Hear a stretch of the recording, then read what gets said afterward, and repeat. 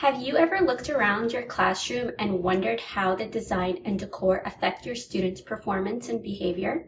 Hi, my name is Tasneem Alkam, and that is precisely what I will be discussing with you all today. Specifically, we will review the 4 aspects of your classroom that you all wanted to learn about most: wall color, wall decor, lighting, and seating arrangements. Not only will I review research-backed evidence on the effects of classroom design and decor on student performance, but I will also be guiding you on how you'll be able to make immediate and actionable changes in your classroom. Here are the learning objectives that we decided upon during our last session. Upon completing this lecture, I will be able to explain how classroom wall color, wall decor, lighting, and seating arrangements affect academic performance and behavior, evaluate your classroom and how your students' environment is being affected by it, and describe how you can implement actionable changes to your classroom. The first design and decor parameter we will be discussing today is the color of classroom walls. Over 2 centuries worth of psychological color theory research has indicated that colors affect our moods, emotions, and behavior. We can apply this research in the classroom to optimize the way we want students to behave. While the most common wall paint color in American classrooms is white, studies show that white walls in the classroom decrease morale and focus and increase anxiety, depressive moods, and disruptive behavior. Yet they remain a staple in the classroom due to the ease of access and maintenance. So what wall color should we be using? Classroom walls need to have a balance of calming and stimulating properties depending on the task. We want students to be calm during exams and individual work, which is induced by cool colors, yet stimulated during lectures and group work, which is induced by warm colors. Research indicates that walls should be a light, calming color, such as a light green, light blue, or yellow, but enhanced by stimulating colors in the carpet, decor, or furniture. Here are some examples of that. As you can see here, these classrooms feature subtle, colorful walls, but the accents feature more stimulating colors. Teacher tip: if you can't paint your walls, try creating an accent wall using construction paper or butcher paper. Let's do a quick knowledge check. Which classroom is more conducive to a learning environment? You can pause here and think about this for a little bit. So the correct answer would be the classroom on the left. Although these are both colorful classrooms, the classroom on the right might be a little bit too overstimulating with the powerful colors. The classroom on the left is a more subtly colorful classroom, and it's more conducive to a learning environment. Classroom walls are often bustling with colorful signs, posters, and images. But are these conducive to an effective learning environment? Several studies indicate that wall decor can be distracting and hinder student performance. Additionally, in some cases, wall decor has hindered student performance by being exclusionary in terms of religion, gender, or ethnicity. However, that is not to say that our classroom walls should be completely bare, as there are some exceptions we should consider. The inclusion of images created by students not only helps students identify with their learning environment, but also gives them a sense of ownership over the space, which increases learning outcomes.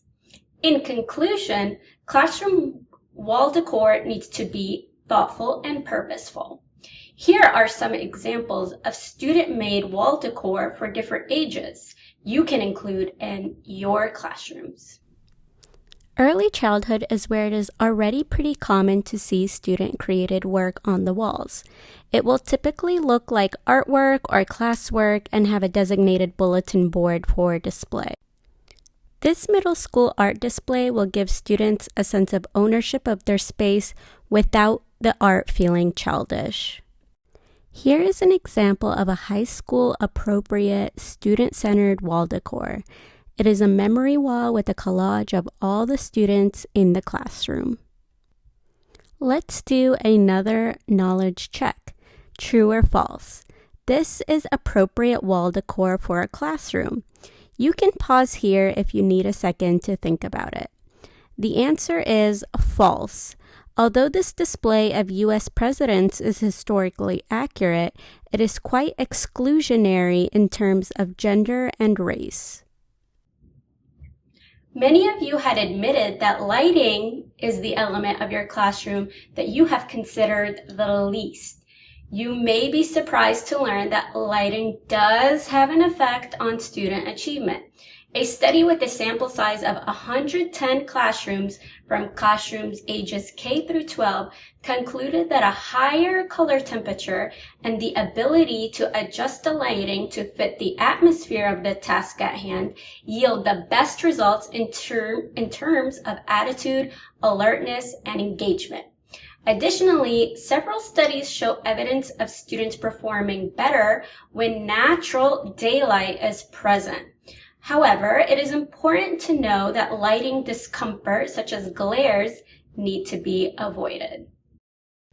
Here are some suggestions to optimize the lighting in your classroom.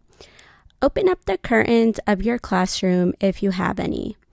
If that isn't possible because your classroom is located in somewhere like a basement, I would recommend getting a lamp if possible. If your classroom does not have dynamic lighting, try turning off the lights for part of the classroom to try to achieve a similar effect when you want a calmer classroom setting. Lastly, you might want to consider changing the light bulbs. Which of these 3 classrooms looks the best to you? Do you agree with the studies that say that a higher temperature classroom is the most optimal? The last element of your classroom we will be discussing today is seating arrangements. Seating arrangements can be used as a socialization, collaboration, or behavior management tool. Studies comparing the effects of cluster seating versus traditional row seating have determined that traditional seating is the optimal choice to minimize disruptive and off-task behavior. Additionally, the introduction of flexible seating in the classroom has been shown to increase student performance, positive behavior, and engagement of students. When students can move freely around the classroom, they're able to focus and process information better. I just wanted to give you guys some examples of some affordable, flexible seating options. This first photo utilizes yoga balls as a flexible seating option. Bathroom mats, pillows, or soft rugs are other flexible seating options you can consider. We have arrived at our very last knowledge check of this session. How are seating arrangements utilized in the classroom? A, for socialization, B, for collaboration, C, for behavioral management, or D, all of the above. Pause here if you need to think about it. The answer is D, all of the above. In conclusion, classroom design and decor can have a subtle yet impactful effect on your students. By the end of the week, I want you all to evaluate each of the elements of your classroom we discussed today: wall color, wall decor, lighting, and seating arrangements, and determine what kind of realistic changes you can make to enhance student performance. I also encourage you to swap your design goals with your coworkers as a sort of peer review. And lastly, here is a list of all my references I used to create this video.